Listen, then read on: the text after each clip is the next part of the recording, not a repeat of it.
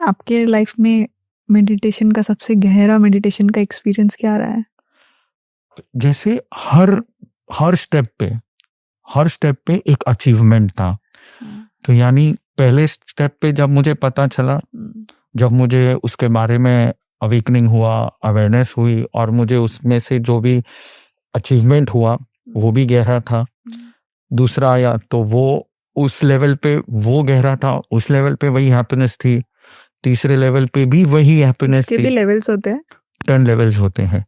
और यही तो साधना है, कि when you have a goal and you have a procedure and you achieve, आपने साध लिया, यू अकम्प्लिश्ड, आपने साध लिया, वही तो साधना है। तो जैन धर्म जो है वो पूजा पद्धति नहीं है, जैन धर्म जो है वो साधना पद्धति है। यानी जैन धर्म हर बार आपको सिखाता है take a goal, follow procedure and accomplish it, achieve it. ये साधना पद्धति है। ओके। तो इसी तरह जब आप मेडिटेशन में जाते हो तो ये जैनिज्म हमको लेवल्स बताता है। तो ये लेवल्स के बारे में आपको थोड़ा मैं जानकारी दे देता हूँ, आपको अच्छा लगेगा। तो सबसे पहले लेवल क्या है? सबसे बुरा लेवल एक इंसान का वो होता है जब वो ये कहता है कि मुझे पता है कि मुझे नहीं करना है पर हो जाता है। मुझे पता है कि ये दारू नहीं पीनी है पर मुझसे कंट्रोल नहीं होता है, कंट्रोल नहीं है। बस मेडिटेशन का सबसे पहला आपकी लाइफ पे इम्पैक्ट होता है वो ये होता है कि आपका विल पावर इतना बढ़ जाता है कि आपको पता है कि अगर नहीं करना है तो आप उसको हाथ को नहीं लगाओगे। That is first level of meditation. तो जब ये हुआ, जैसे मैं पहले कॉलेज में था और मैं बहुत ही धर्म से अलग था। मुझे धर्म, मेरी लाइफ में मैंने कभी प्रतिक्रमण भी नहीं किया, कभी मैंने कौसक भी नहीं किए, मतलब कुछ था ही नहीं, ना कोई साधु संतों के दर्शन किए थे। उस लेवल पे एक ऐसा टाइम था कि जब मुझे कर्स वर्ड्स, बैड वर्ड्स बोलने की आदत लग गई थी कॉलेज में, अब उसको कंट्रोल नहीं कर पा रहा था। पर जैसे जैसे गुरुजी के सत्संग में आया तो सबसे पहले उन्होंने ये कहा कि आपकी जुबान को स्ट्रेट करो, ये नहीं होना चाहिए। तो जब मुझे नहीं हो रहा तो मुझे पता ही नहीं बोलना है, फिर भी निकल रहे थे।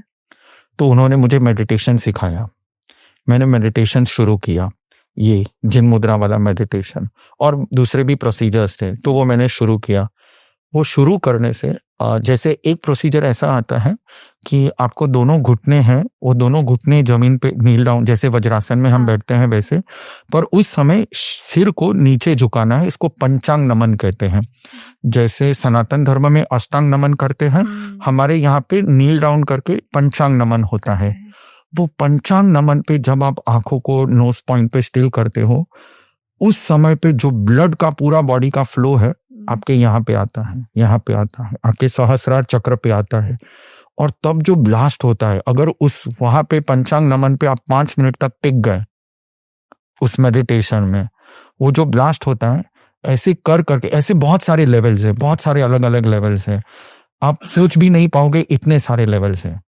ये हर लेवल में आप जब मेडिटेशन ज्यादा करते जाते हो तो आपको ये विल पावर हो जाता है कि मुझे नहीं करना है, मुझे नहीं करना है, मुझे करना है, मुझे करना। I am conscious of each and everything. ये फर्स्ट लेवल।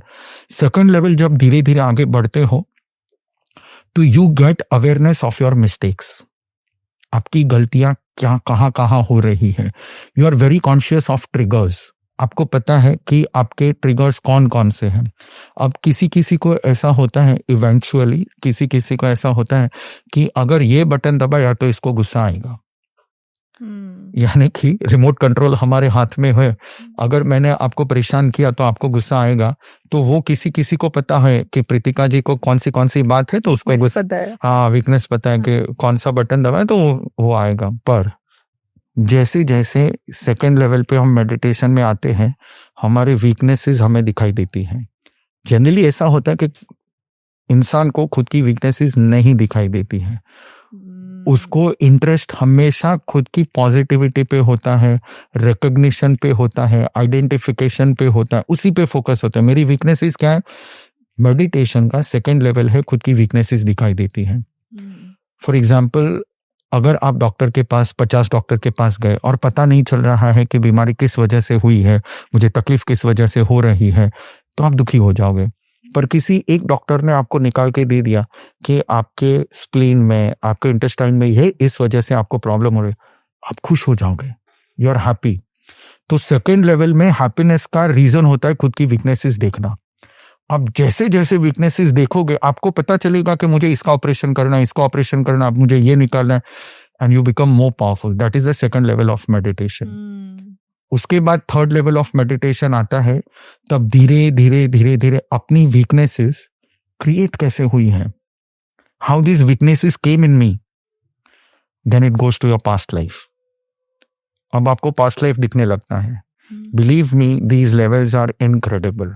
और मैंने जब जब भी एक मैं सिर्फ आपसे बात कर रहा हूँ और आपके इमोशंस में देख पा रहा हूँ कि you are so much excited and you so much involve. तो आप सोचिए कि मैं जब एक साल तक प्रैक्टिस मैंने की थी और जब मुझे वो अचीव हुआ था, it was incredible. So there are 10 levels, it is known as chitta samadhi. Okay, but अभी आपने जैसे बोला कि one of the second level is कि आप ऐसे घुटनों पर बैठते हो और ये करते हो। अभी अगर कोई ये पॉडकास्ट देख रहे हैं और किसी ने विदाउट एक्सपर्ट ये ट्राई कर लिया, ये रिस्की नहीं है? इज इट सेफ कि खुद से कर ले? नहीं, it is very risky, it is very risky.